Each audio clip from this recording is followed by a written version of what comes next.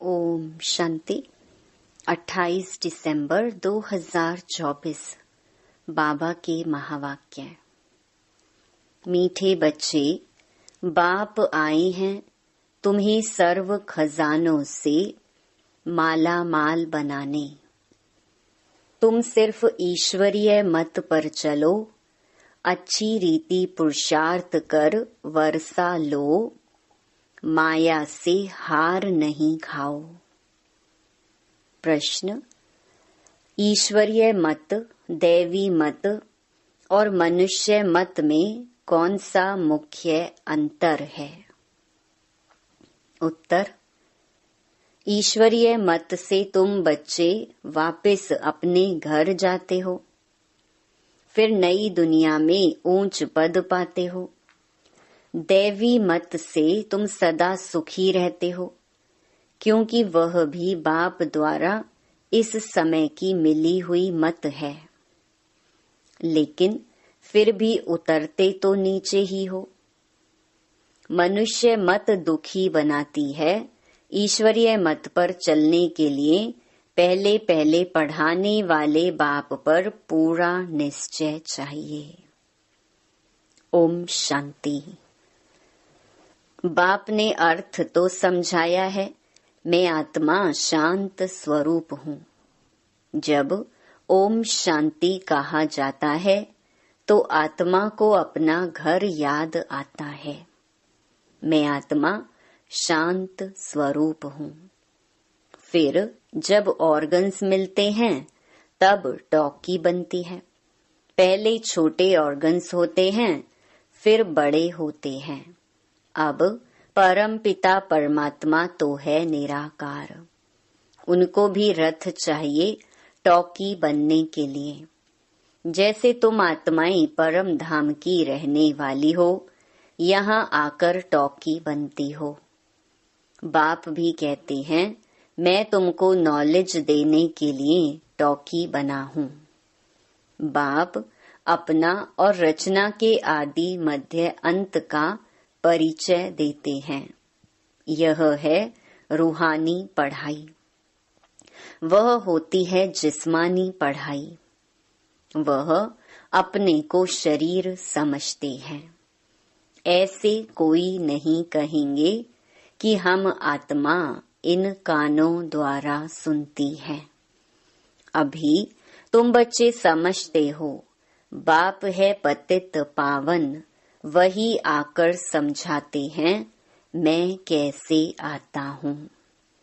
तुम्हारे मिसल मैं गर्भ में नहीं आता हूँ, मैं इनमें प्रवेश करता हूँ, फिर कोई प्रश्न ही नहीं उठता। यह रथ है, इनको माता भी कहा जाता है। सबसे बड़ी नदी ब्रह्मपुत्रा है, तो यह है सबसे बड़ी नदी। पानी की तो बात नहीं, यह है महानदी, अर्थात सबसे बड़ी ज्ञान नदी है।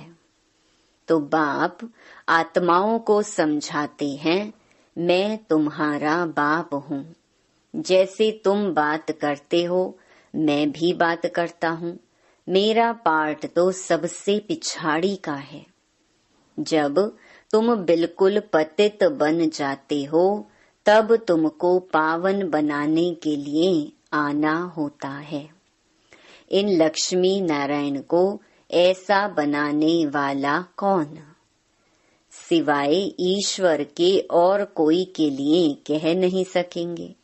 बेहद का बाप ही स्वर्ग का मालिक बनाते होंगे ना। बाप ही ज्ञान का सागर है। वही कहते हैं, मैं इस मनुष्य सृष्टि का चैतन्य बीज हूँ। मैं आदि मध्य अंत को जानता हूँ। मैं सत हूँ। मैं चैतन्य बीज रूप हूँ। इस सृष्टि रूपी झाड़ की मेरे में नॉलेज है। इसको सृष्टि चक्र अथवा ड्रामा कहा जाता है। यह फिरता ही रहता है। वह हद का ड्रामा 2 घंटे चलता है। इसकी रील 5000 वर्ष की है। जो जो टाइम पास होता जाता है, 5000 वर्ष से कम होता जाता है। तुम जानते हो पहले हम देवी देवता थे, फिर आहिस्ते आहिस्ते हम क्षत्रिय कुल में आ गए। यह सारा राज बुद्धि में है ना, तो यह सिमरण करते रहना चाहिए। हम शुरू में पाठ बजाने आए तो हम सो देवी देवता थे। 1250 वर्ष राज्य किया, टाइम तो गुजरता जाता है ना। लाखों वर्ष की तो बात ही नहीं, लाखों वर्ष का तो कोई चिंतन कर भी ना सके। तुम बच्चे समझते हो हम यह देवी देवता थे, फिर पाठ बजाते वर्ष पिछाड़ी वर्ष पास करते करते अभी कितने वर्ष पास कर चुके हैं।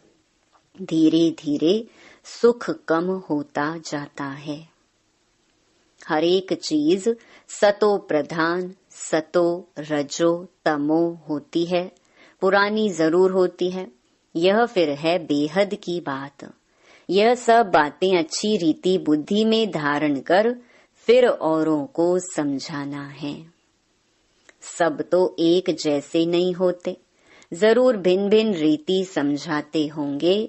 चक्कर समझाना सबसे सहज है। ड्रामा और झाड़ दोनों मुख्य चित्र हैं। कल्प वृक्ष नाम है ना। कल्प की आयु कितने वर्ष की है यह कोई भी नहीं जानते। मनुष्यों की अनेक मत हैं, कोई क्या कहेंगे कोई क्या कहेंगे। अभी तुमने अनेक मनुष्य मत को भी समझा है और एक ईश्वरीय मत को भी समझा है। कितना फर्क है। ईश्वरीय मत से तुमको फिर से नई दुनिया में जाना पड़े और कोई की भी मत से, दैवी मत व मनुष्य मत से वापस नहीं जा सकते। दैवी मत से तुम उतरते ही हो क्योंकि कला कम होती जाती है। आसुरी मत से भी उतरते हो, परंतु दैवी मत में सुख है, आसुरी मत में दुख है। दैवी मत भी इस समय बाप की दी हुई है, इसीलिए तुम सुखी रहते हो। बेहद का बाप कितना दूर दूर से आते हैं। मनुष्य कमाने के लिए बाहर जाते हैं, जब बहुत धन इकट्ठा होता है तो फिर आते हैं। बाप भी कहते हैं मैं तुम बच्चों के लिए बहुत खजाना ले आता हूँ, क्योंकि जानता हूँ तुमको बहुत माल दिए थे, वह सब तुमने गंवा दिया है। तुमसे ही बात करता हूँ जिन्होंने प्रैक्टिकल में गंवाया है। 5000 वर्ष की बात तुमको याद है ना। कहते हैं हाँ बाबा, 5000 वर्ष पहले आपसे मिले थे, आपने वर्षा दिया था। अब तुमको स्मृति आई है बरोबर बेहद के बाप से बेहद का वर्षा लिया था। बाबा आपसे नई दुनिया की राजाई का वर्षा लिया था। अच्छा फिर पुरुषार्थ करो। ऐसे नहीं कहो बाबा माया के भूत ने हमको हरा दिया। देह अभिमान के बाद ही तुम माया से हारते हो। लोभ किया, रिश्वत खाई, लाचारी की बात और है। बाबा जानते हैं लोभ के सिवाय पेट पूजा नहीं होगी। हर्जा नहीं, भल खाओ परंतु कहाँ फंस नहीं मरना, फिर तुमको ही दुख होगा। पैसा मिलेगा खुश हो खाएंगे, कहाँ पुलिस ने पकड़ लिया तो जेल में जाना पड़ेगा। ऐसा काम नहीं करो, उसका फिर रिस्पॉन्सिबल मैं नहीं हूँ। पाप करते हैं तो जेल में जाते हैं, वहां तो जेल आदि होता नहीं। तो ड्रामा के प्लान अनुसार जो कल्प पहले तुमको वर्षा मिला है, 21 जन्म लिए वैसे ही फिर लेंगे। सारी राजधानी बनती है, गरीब प्रजा साहूकार प्रजा, परंतु वहां दुख होता नहीं। यह बाप गारंटी करते हैं। सब एक समान तो बन ना सके। सूर्यवंशी चंद्रवंशी राजाई में सब चाहिए ना। बच्चे जानते हैं कैसे बाप हमको विश्व की बादशाही देते हैं, फिर हम उतरते हैं। स्मृति में आया ना, स्कूल में पढ़ाई स्मृति में रहती है ना, यहाँ भी बाप स्मृति दिलाते हैं। यह रूहानी पढ़ाई दुनिया भर में और कोई पढ़ा न सके। गीता में भी लिखा हुआ है, मन मना भव। इसको महामंत्र वशीकरण मंत्र कहते हैं, अर्थात माया पर जीत पाने का मंत्र। माया जीते जगत जीत। माया 5 विकार को कहा जाता है। रावण का चित्र बिल्कुल क्लियर है। 5 विकार स्त्री में, 5 विकार पुरुष में। इनसे गधा अर्थात टट्टू बन जाते हैं, इसलिए ऊपर में गधे का शीश देते हैं। अभी तुम समझते हो, ज्ञान बिगर हम भी ऐसे थे। बाप कितना रमणीक रीति बैठ पढ़ाते हैं। वह है सुप्रीम टीचर। उनसे जो हम पढ़ते हैं वह फिर औरों को सुनाते हैं। पहले तो पढ़ाने वाले में निश्चय कराना चाहिए। बोलो, बाप ने हमको यह समझाया है, अब मानो ना मानो। यह बेहद का बाप तो है ना। श्रीमत ही श्रेष्ठ बनाती है, तो श्रेष्ठ नई दुनिया भी जरूर चाहिए ना। अभी तुम समझते हो, हम किचड़े की दुनिया में बैठे हैं, दूसरा कोई समझ ना सके। वहां हम बहिष्ठ स्वर्ग में सदा सुखी रहते हैं। यहाँ नरक में कितने दुखी हैं। इसको नरक कहो व विषय वैतरणी नदी कहो, पुरानी दुनिया छीछी है। अभी तुम फील करते हो, कहाँ सतयुग स्वर्ग, कहाँ कलयुग नरक। स्वर्ग को कहा जाता है वंडर ऑफ वर्ल्ड। त्रेता को भी नहीं कहेंगे। यहाँ इस गंदी दुनिया में रहने में मनुष्यों को कितनी खुशी होती है। विष्टा के कीड़े को भ्रमरी भूं भूं कर आप समान बनाती है। तुम भी किचड़े में पड़े हुए थे, मैंने आकर भूं भूं कर तुमको कीड़े से अर्थात शूद्र से ब्राह्मण बनाया है। अभी तुम डबल सिरताज बनते हो, तो कितनी खुशी रहनी चाहिए। पुरुषार्थ भी पूरा करना चाहिए।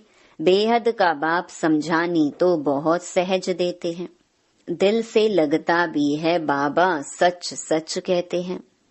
इस समय सभी माया की दुबन में फंसे हुए हैं। बाहर का शो कितना है। बाबा समझाते हैं, हम तुमको दुबन से आकर बचाते हैं, स्वर्ग में ले जाते हैं। स्वर्ग का नाम सुना हुआ है, अभी स्वर्ग तो है नहीं, सिर्फ यह चित्र है। यह स्वर्ग के मालिक कितने धनवान थे। भक्ति मार्ग में भल रोज मंदिरों में जाते थे, परंतु यह ज्ञान कुछ नहीं था। अभी तुम समझते हो, भारत में यह आदि सनातन देवी देवता धर्म था। इन्हों का राज्य कब था, यह किसको पता नहीं है। देवी देवता धर्म के बदले अब फिर हिंदू हिंदू कहते रहते हैं। शुरू में हिंदू महासभा का प्रेसिडेंट आया था, बोला हम विकारी असुर हैं, अपने को देवता कैसे कहलाएं। हमने कहा अच्छा आओ तो तुमको समझाएं।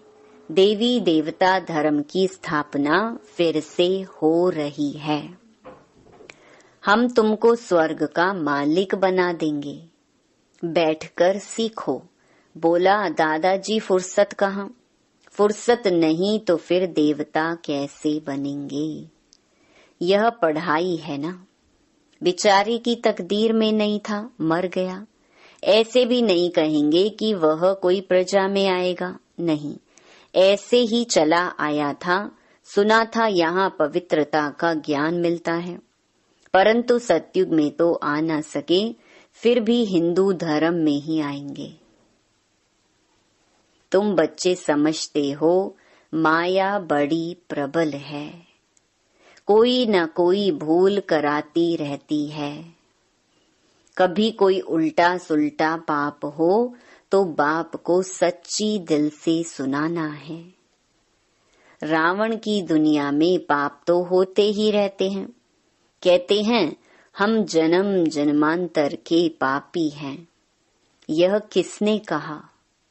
आत्मा कहती है बाप के आगे या देवताओं के आगे। अभी तो तुम फील करते हो बरोबर हम जन्म जन्मांतर के पापी थे। रावण राज्य में पाप जरूर किए हैं। अनेक जन्मों के पाप तो वर्णन नहीं कर सकते हो, इस जन्म का वर्णन कर सकते हैं। वह सुनाने से भी हल्का हो जाएगा।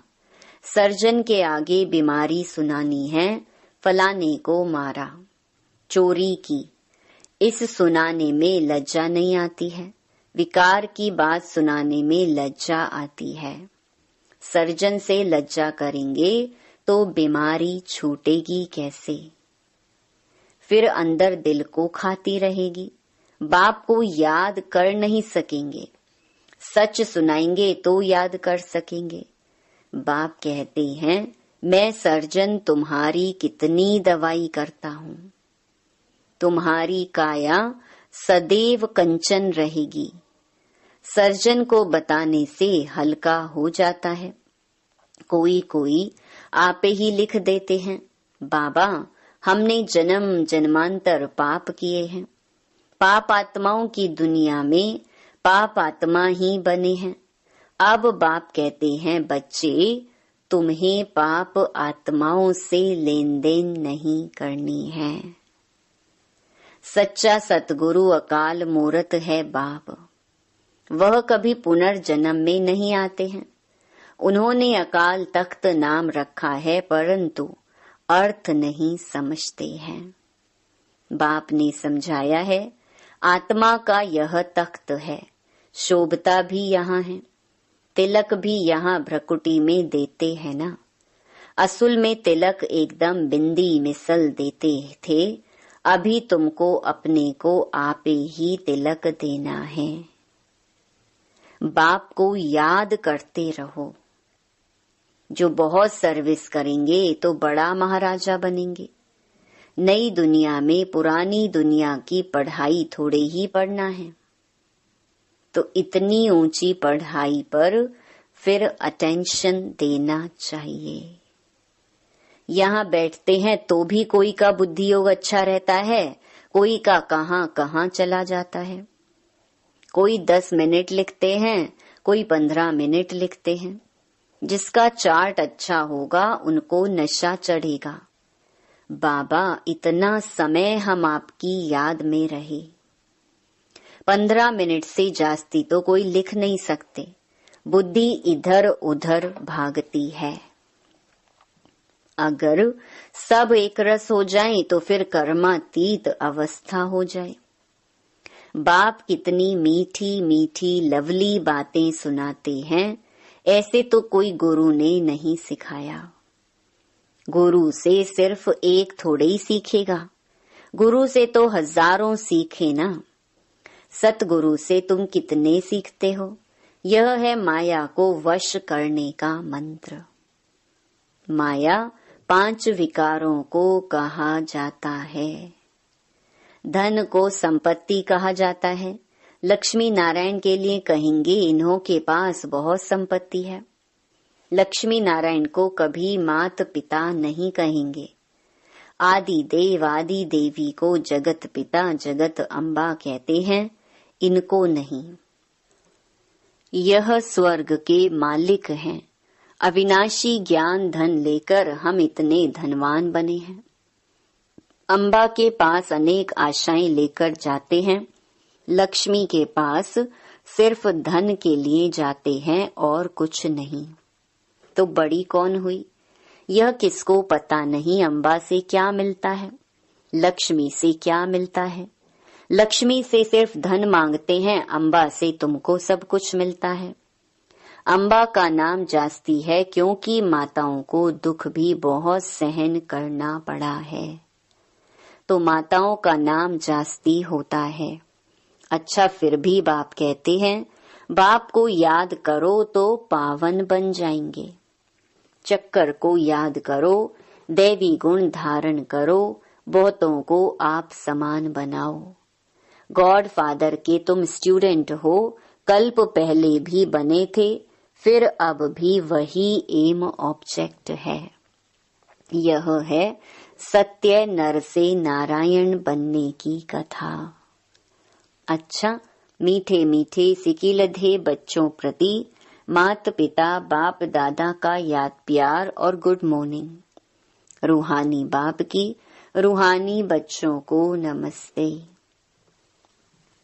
धारणा के लिए मुख्य सार। पहला, अपनी बीमारी सर्जन से कभी भी छिपानी नहीं है। माया के भूतों से स्वयं को बचाना है। अपने को राज तिलक देने के लिए सर्विस जरूर करनी है। दूसरा, स्वयं को अविनाशी ज्ञान धन से धनवान बनाना है। अब पाप आत्माओं से लेन देन नहीं करनी है, पढ़ाई पर पूरा पूरा अटेंशन देना है।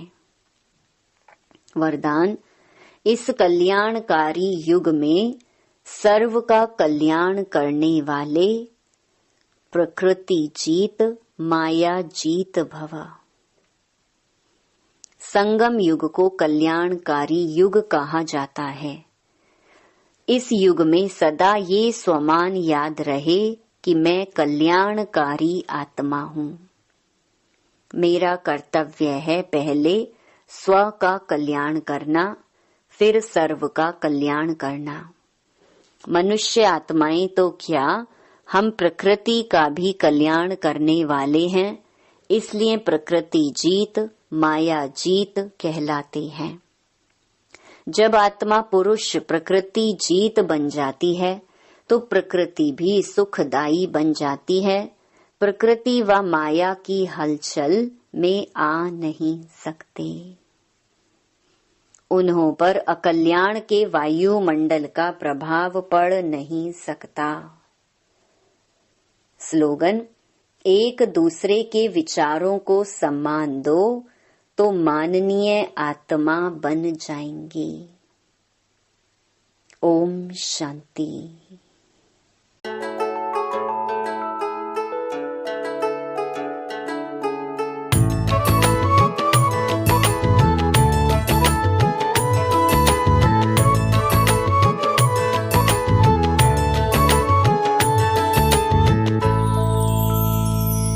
कभी सोचा नहीं था भगवान मिलेगा, स्वर्ग से भी सुंदर संसार मिलेगा। कभी सोचा नहीं था भगवान मिलेगा, स्वर्ग से भी सुंदर संसार मिलेगा। कभी सोचा नहीं था।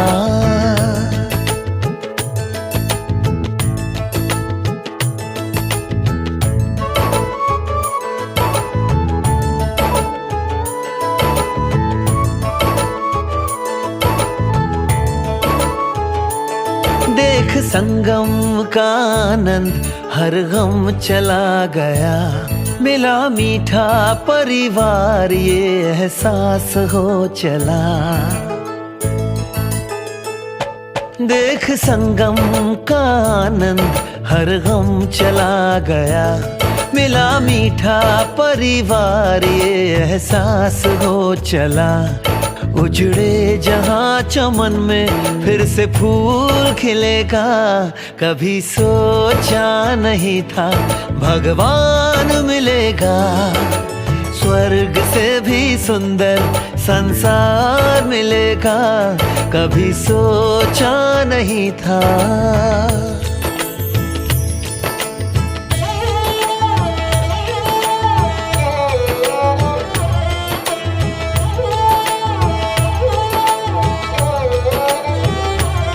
संसार जिसको ढूंढे मेरे साथ वो है रहता।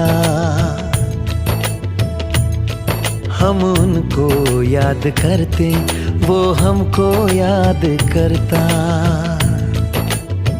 हो संसार जिसको ढूंढे मेरे साथ वो है रहता। हम उनको याद करते वो हम करता।